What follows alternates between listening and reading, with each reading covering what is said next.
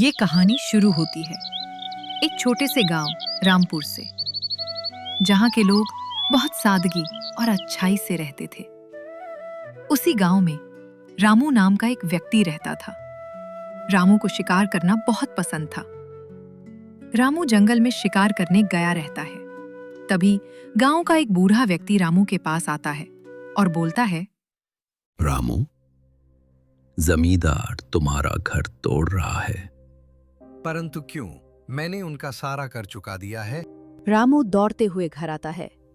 उसकी पत्नी सीता रो रही होती है। वो सीता से पूछता है, कुछ बताया? वो क्यों घर तोड़ रहे हैं? मैंने पूछा, पर उन्होंने ये कहा कि मैं औरतों के मुंह नहीं लगता। रामू जमींदार के पास जाता है और बोलता है, क्या गलती हो गई मालिक? मेरा घर क्यों तोड़ रहे हैं? तुम्हारे बाप ने जो पैसे लिए थे वो उसने चुकाए नहीं। ये उसी का परिणाम है। परंतु पिताजी ने मुझे इस बारे में कभी कुछ नहीं बताया।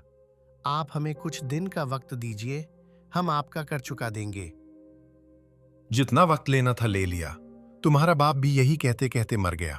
जैसा बाप वैसा बेटा। जमींदार ने रामू का घर तोड़ दिया। अब उनके पास रहने का कहीं ठिकाना नहीं था। मैंने आपसे कितनी बार कहा, बेजुबान जानवरों की जान मत लो। भगवान सब देखते हैं, जैसा करोगे वैसा भरोगे। रामू को शिकार करना बहुत पसंद था। वो हर सुबह शिकार के लिए निकल जाता। परंतु सीता को रामू का शिकार करना पसंद नहीं था। सीता, तुम भी मेरे साथ शिकार करने चलो। तुम्हारा मन भी बहल जाएगा और हम कुछ सोच भी लेंगे। हमें इस परिस्थिति से कैसे बाहर निकलना है।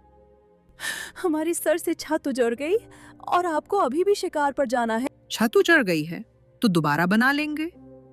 ये कहकर वो शिकार करने निकल जाता है। अगले दिन रामू सीता से फिर बोलता है, क्यों ना हम जंगल में कुछ दिन के लिए बसेरा डाल लें।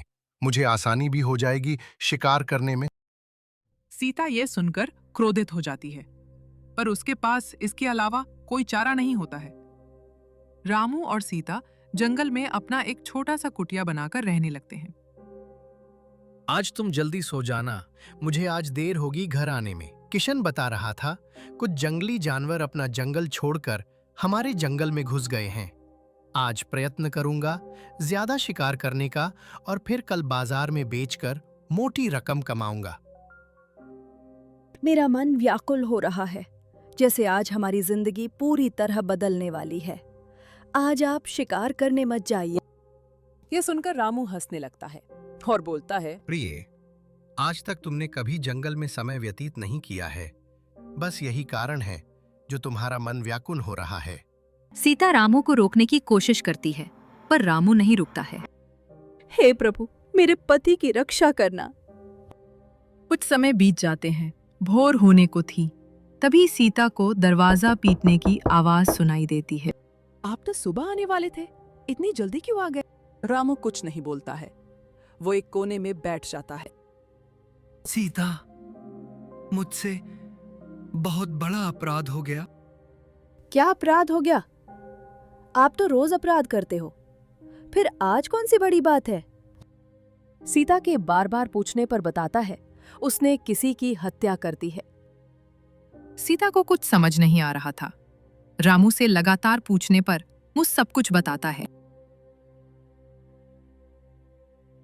अरे किशन भाई, आज तो मैंने बहुत शिकार कर लिए। कल बाजार में बेचकर मोटी रकम कमाऊंगा। सही कह रहे हो रामू भाई। कुछ दिन के लिए गरीबी हमारा पीछा छोड़ेगी। वो दोनों बात कर ही रहे होते हैं, तभी किसी की पैरों की आवाज सुनाई देती है। रामू उस आवाज के पीछे जाने लगता है। रामू, उधर मत जा, मैंने पता किया है। उधर बहुत खूंखार जानवर रहते हैं। शिकार करने की चाह रखते हो और जानवरों से डरते भी हो। कमाल हो तुम भी किशन भाई। बहुत समय तक पीछा करने पर उसे एक धुंधली आकृति नजर आती है। वो बिना कुछ सोचे उस पर वार कर देता है। तभी एक जोरदार चीख सुनाई देती है। रामू भागते हुए उस आकृति के पास जाता है। सामने का दृश्य देखकर रामू की आंखें फटी की फटी रह जाती हैं। जिस पर उसने वार किया था वो कोई जानवर नहीं बल्कि एक गर्भवती महिला थी। तुमने मुझ पर वार किया? रामू कुछ नहीं बोलता है और तीर निकालने के लिए झुकता है, परंतु वो औरत बोलती है, रुको, मैं जो पूछ रही हूं उसका जवाब दो।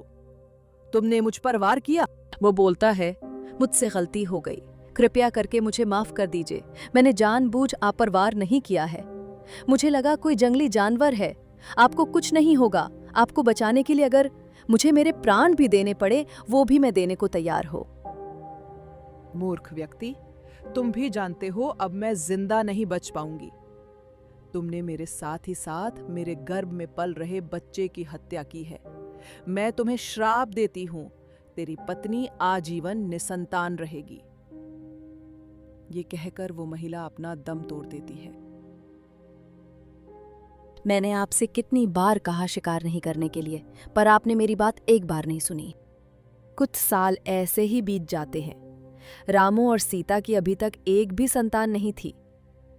एक दिन सीता रामू से बोलती है, ऐसा दिन देखने से अच्छा था मैं मर जाती।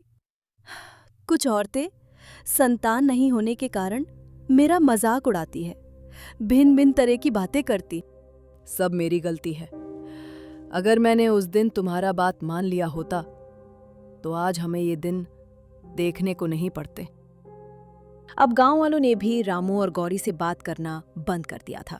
वो लोग अब गौरी को अपशगुन मानने लगे थे। गांव वाले बोलते, अगर इस औरत से बात की तो तुम्हें भी आजीवन निसंतान रहना पड़ेगा। कुछ दिन बाद गौरी सामान खरीदने बाजार जाती है। ये सब्जी कितने के दिए भैया? जाओ यहाँ से, यहाँ कोई सब्जी नहीं मिलती। भैया आप झूठ क्यों बोल रहे हैं? ये तो है आपके सामने सब्जी। ये सुनकर सब्जी वाला बोलता है, हाँ, पर वो तुम्हारे लिए नहीं है। मैं तुम जैसी औरत से बात भी नहीं करना चाहता हूँ। ये सुनकर सीता रोते हुए घर आ जाती है और रामू से बोलती है, मैं जीना नहीं चाहती, मुझसे अब ये दुख बर्दाश्त नहीं हो रहा। रामू ये सब सुनकर बहुत दुखी हो जाता है, परंतु वो कुछ नहीं कर सकता था। रामू और सीता अपने कामों में लगे होते हैं। तभी वहां एक साधु महात्मा आते हैं।